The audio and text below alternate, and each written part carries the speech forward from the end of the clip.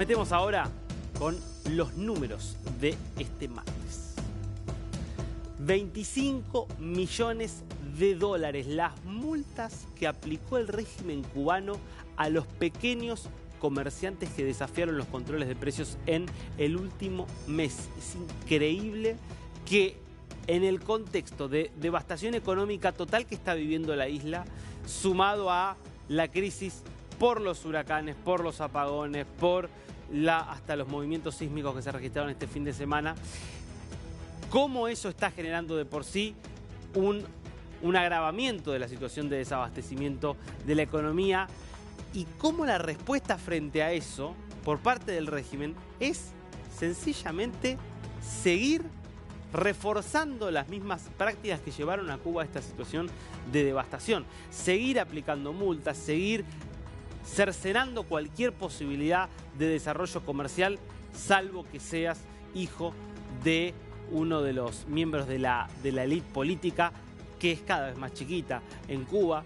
Bueno, esto es lo que llevó a China, insisto, a la República Popular China, no a Estados Unidos, sino a China, a decirle: si no hacen reformas económicas, si no establecen algunos criterios básicos de mercado para que haya comerciantes que puedan hacer dinero con ciertas facilidades, bueno, nosotros como China no vamos a seguir negociando con ustedes ni comerciando con ustedes, y ustedes como país, bueno, se van a hacer cada vez más inviables. Nada de esto parece ser registrado por el régimen, que continúa con las mismas prácticas. 25 millones de dólares en multas para pequeños comerciantes por violar los controles de precios. Segundo número del día. 90.000 dólares llegó a cotizar. En realidad llegó a acercarse, no llegó a los 90.000 dólares, pero llegó a estar muy cerca de los 90.000 dólares cuando comenzaron las primeras cotizaciones de justamente de este martes 12 de noviembre. Después hubo, como suele ocurrir, una caída. Creo que acumula un poco más de 2% de caída. Ahora en esta hora está en torno a los 86.000 dólares. Ahora 90.000 dólares. Estamos diciendo de una cripto que había llegado hace un tiempo como un número récord a 70.000, que había llegado a caer hace un par de años a menos de 20.000 y que desde la asunción de Trump ha superado todos sus récords históricos. Acumula ya, incluso con la leve caída de hoy, acumula en lo que va del año más de 200% de ganancia. Mucha expectativa con los cambios que pueda haber en la regulación de las criptomonedas a partir de la llegada de Donald Trump a la Casa Blanca. Sería Trump el primer presidente de una potencia mundial abiertamente proclive a facilitar las criptomonedas, que vienen siendo en general bastante denostadas por las grandes autoridades políticas y monetarias del mundo. Bueno, esto cambiaría con Donald Trump en la Casa Blanca desde el 20 de enero. Esto lo saben los inversores, por eso todos quieren tener hoy un Bitcoin. Claro, la pregunta es cuánto más puede subir y hasta en qué momento esto puede empezar de alguna manera a acomodarse en precios más bajos. Por ahora no lo sabemos. No es solo Bitcoin, todas las criptos están subiendo fuertemente. Por supuesto, la atención se centra en la más importante de todas, que llegó a estar hoy muy cerquita de los 90.000 dólares. Veamos ahora las caras de este martes, y la primera es una cara conocida ya, ¿no? Karim Khan, fiscal ante la Corte Penal Internacional con sede en La Haya, que va a estar sometido a una investigación externa aprobada por la Asamblea de Estados Partes, la Asamblea de los Estados que reconocen la jurisdicción de la Corte Penal Internacional y que han decidido que lo investiguen por denuncias de acoso sexual. Estas denuncias ya se habían conocido hace un tiempo, denuncias que se habían hecho a partir del relato de una joven que es miembro de la Fiscalía y que había denunciado que Karim Khan había tenido conductas compatibles con el acoso sexual en su contra. Esto había trascendido a los medios, había habido una investigación interna que había intentado desechar la denuncia.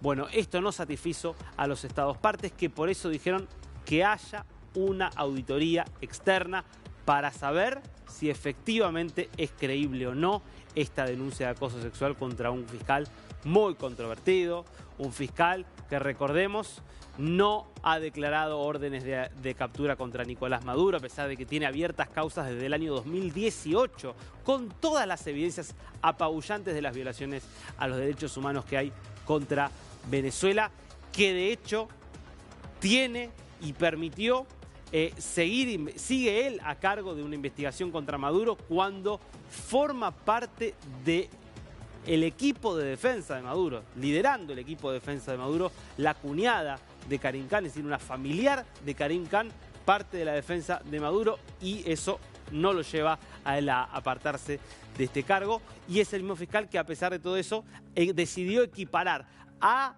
los terroristas de Hamás con el gobierno israelí, pidiendo órdenes de captura tanto contra los jefes de Hamás, claro, ya no están más entre nosotros los jefes de Hamás, como contra el primer ministro israelí Benjamin Netanyahu, en otra, insisto, de las posiciones tan controvertidas que ha tenido este fiscal, que ahora será sometido a una investigación externa ante la denuncia de acoso sexual. Segundo rostro del día, bueno, es alguien que está en la tapa de los diarios desde hace varias semanas por la intensa presión que venía sufriendo a partir de la ruptura de la coalición de gobierno en Alemania. Nos referimos, por supuesto, al canciller Olaf Scholz. Nos anticipaba ayer algo de lo que podía pasar Juliana González, nuestra colega de la DW. Bueno, ya es un hecho. El próximo 16 de diciembre habrá una moción de censura en el Parlamento de Alemania, en el Bundestag. Habrá un voto de confianza. Olaf Scholz seguramente no va a poder pasar ese voto de confianza porque, al haberse roto la coalición que había llevado al socialdemócrata al poder hace ya algunos años, no tiene ya la mayoría en el Parlamento, y como consecuencia de eso el Bundestag va a ser disuelto y se llamará a elecciones anticipadas que ya tienen fecha. 23 de febrero, elecciones en Alemania. Hoy las encuestas muestran una foto muy parecida a la de las elecciones europeas de junio. Elecciones que terminaron con el Partido Socialdemócrata de Olaf Scholz en la tercera posición y que terminaron con la Democracia Cristiana, la CDU, el partido liderado en su momento durante muchos años por Angela Merkel, hoy por Merz, que está hoy punteando en las encuestas de la misma forma que ganó en las elecciones del Parlamento Europeo. ¿Quién está segundo? ¿Quién se mantiene segundo? La extrema derecha de Alternativa para Alemania, la AfD, que sigue ahí segunda. Y claro, una cosa es salir segunda para un partido que tiene ideas muy fuertes respecto de la inmigración, respecto del Islam, respecto también de muchas cuestiones como la ideología de género. Una cosa es terminar segunda en elecciones europeas, una cosa es terminar primero o segunda en algunas elecciones de tipo regional, como las que se hicieron en algunos de los estados federados, donde llegó a ganar por primera vez en un estado, en Turingia, y a salir segunda en otros estados a la AfD. Pero otra cosa sería ya salir segunda a nivel nacional, por supuesto con el peso que tiene para Alemania lo que sería que un gobierno con ideas más extremas de derecha pueda avanzar. Claro, al mismo tiempo vemos la crisis en la que están muchos de los gobiernos socialdemócratas en toda Europa. Vemos lo que está pasando, por ejemplo, en los Países Bajos, para dar un ejemplo, y eso, por supuesto, le da mucho aliento a las formaciones más extremistas que, insisto, pueden hacer grandes ganancias en las próximas elecciones.